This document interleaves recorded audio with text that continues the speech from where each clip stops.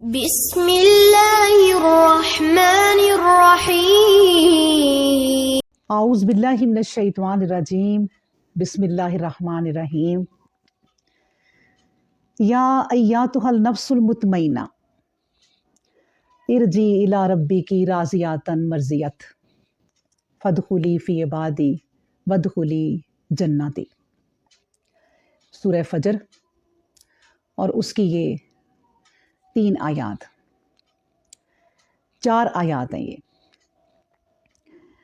یعنی کیا کہا جا رہا ہے کہ اے نفس مطمئنہ، لوٹ اپنے رب کی طرف راضی ہو کر اور پسندیدہ ہو کر۔ فادخلی فی عبادی، بس داخل ہو جا میرے بندوں میں، وادخلی جنتی، اور پھر داخل ہو جا جنت میں۔ یہ وہ خوبصورت الفاظ ہیں، بڑی پیاری 3 آیات ہیں، اللہ کی نشانیاں، کہ یہ جو آیات ہیں اللہ تبارک و تعالیٰ اپنے اس بندے کے لیے فرشتوں سے کہلائے گا، اس مومن کے لیے جو پاک نفس ہے اور اس کی موت کا وقت آ چکا ہوگا۔ تو اللہ تبارک و تعالیٰ کے حکم سے فرشتے یہ اس مومن کے پاس آ کر یہ آیات جو ہے وہ پڑھیں گے، یا ایاتها النفس المطمئنہ۔ تو یہ اس نفس کے لیے، یعنی وہ نفس جس نے اطمینان حاصل کر لیا، یعنی ایسا نفس کہ جو اللہ تعالیٰ کے رب ہونے پر راضی ہو گیا اور مکمل طور پر اس کے رب ہونے پر یقین رکھتا ہے، اور خشوع کے ساتھ اللہ تعالیٰ کے اوامر و نواہی کی پابندی کرنے والا، ایمان اور یقین رکھنے والا، اللہ تعالیٰ کے حکم پر چلنے والا، ایک ایسا نفس جس کے لیے یہ آیات پڑھی جائیں گی، ایک ایسا نفس جو اللہ کے عذاب سے محفوظ کر لیا گیا اور جس نے سکون اور اطمینان حاصل کر لیا، ایک ایسا نفس۔ بہرحال یہ وہ لوگ ہوتے ہیں جو ہر حال میں، یعنی تنگی اور خوشحالی دونوں حالتوں میں، وہ مالک حقیقی کو ہی اپنا پروردگار سمجھتے ہیں اور اس کے علاوہ کسی دوسرے کی طرف کبھی کسی حال میں بھی نظر نہیں اٹھاتے۔ یہ ایسے لوگ ہوتے ہیں۔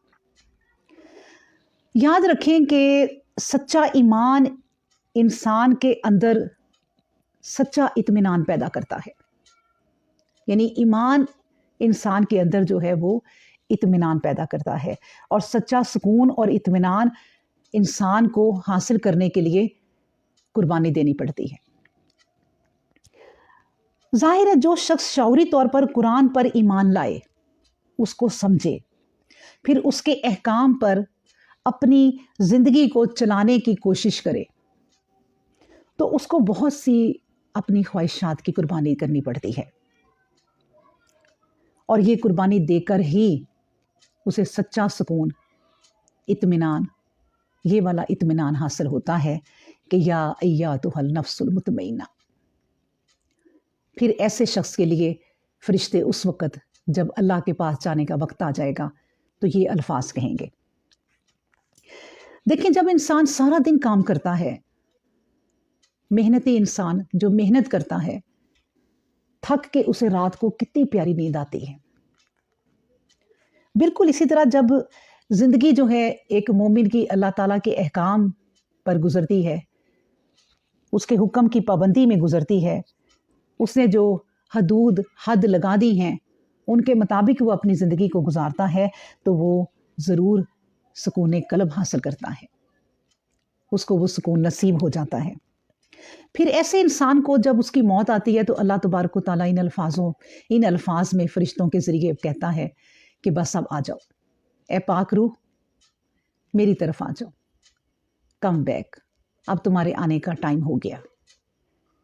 اور وہ روح جو ہے وہ بڑے اطمینان سے نکل جاتی ہے۔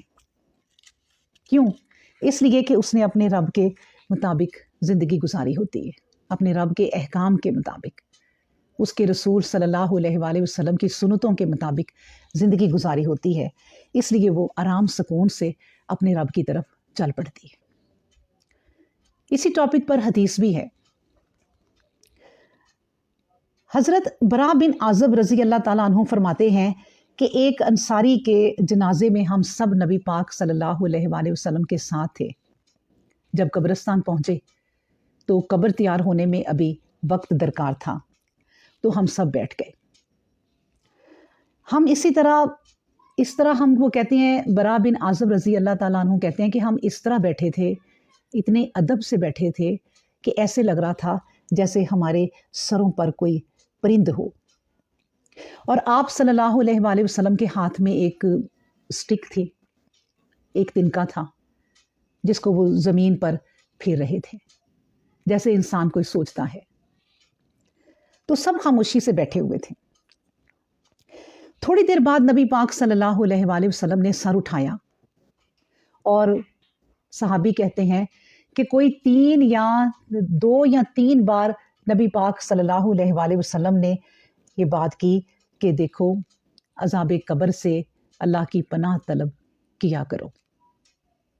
अल्लाह अकबर। फिर फरमाया नबी पाक सल्लल्लाहु अलैहि वसल्लम ने कि मोमिन जब दुनिया की आखिरी और आखिरत की पहली घड़ी की तरफ जाता है, उस मुकाम पर होता है, तो इसके पास आसमान से नूरानी चेहरों वाले फरिश्ते आते हैं, गोया कि उनका मुंह आफताब है, चमकता हुआ सूरज है, और उनके साथ जन्नत का कफन और जन्नत की खुशबू होती है। वो आकर मरने वाले मोमिन के पास बैठ जाते हैं और फरमाते हैं कि ए या अय्यातुहल नफ्सुल मुतमइन्ना, ए इत्मीनान वाली रूह, अल्लाह की मग़फ़िरत और रज़ामंदी की तरफ चल। और ये सुनते ही वो रूह इस तरह बदन से निकल जाती है जैसे मश्क के मुंह से पानी का कतरा निकलता है, इतनी आसानी से। अल्लाह अकबर। उसी वक्त एक पलक झपकने की देर के बराबर नबी पाक सल्लल्लाहु अलैहि वसल्लम ने फरमाया कि वो जन्नती फरिश्ते इस पाक रूह को अपने हाथों में ले लेते हैं और जन्नती कफन और जन्नती खुशबू में रख लेते हैं। इसमें ऐसी उम्दा और बेहतरीन खुशबू निकलती है कि कभी दुनिया वालों ने ये खुशबू नहीं सूंघी। अब ये इसे लेकर आसमानों की तरफ चढ़ते हैं, ऊपर चढ़ते हैं। फरिश्तों की जो जमात मिलती है पूछती है कि ये पाक रूह किसकी है, और ये इसका बेहतर से बेहतर जो दुनिया में खूबसूरत नाम था और मशहूर नाम था वो लेकर कहते हैं कि ये फलां की रूह है। यहाँ तक कि आसमान दुनिया तक पहुँच जाते हैं और दरवाज़ा खुलवाकर ऊपर चढ़ जाते हैं, और यहाँ से इसके साथ दूसरे आसमान तक पहुँचने के लिए फरिश्तों की और बड़ी जमात हो जाती है। यानी पहली जमात भी जो पहले आसमान पर फरिश्ते थे वो भी साथ चल पड़ते हैं। इसी तरह 7वें आसमान तक जाते हैं, हर आसमान से होते हुए। फिर 7वें आसमान पर अल्लाह सुब्हानहू व तआला फरमाते हैं कि मेरे बंदे की किताब अलय्यीन में रख दो और इसे ज़मीन की तरफ लौटा दो, और उसी से मैं इसे दोबारा पैदा करूँगा और इसी में मैं इसे लौटा दूँगा और दोबारा भी इसी से निकालूँगा। बस वो रूह लौटा दी जाएगी। वहीं इसके पास 2 फरिश्ते आएंगे, यानी जब वो रूह वापस कब्र में आ जाएगी तो फिर अब यहाँ 2 और फरिश्ते आएंगे। इसे बिठाते हैं और पूछते हैं कि तेरा दीन क्या है। वो कहता है मेरा दीन इस्लाम है। फिर पूछते हैं कि वो शख्स जो तुम में भेजे गए थे उस शख्स का नाम क्या है, वो कौन थे। तो वो कहता है कि वो रसूल अल्लाह सल्लल्लाहु अलैहि वसल्लम थे, अल्लाह के नबी। फरिश्ते इससे दरियाफ्त करते हैं कि तुम्हें कैसे मालूम। तो वो जवाब देता है कि मैंने अल्लाह पाक की किताब पढ़ी, कुरान पाक पढ़ा, और मैं इस पर ईमान लाया और इसको सच्चा जाना।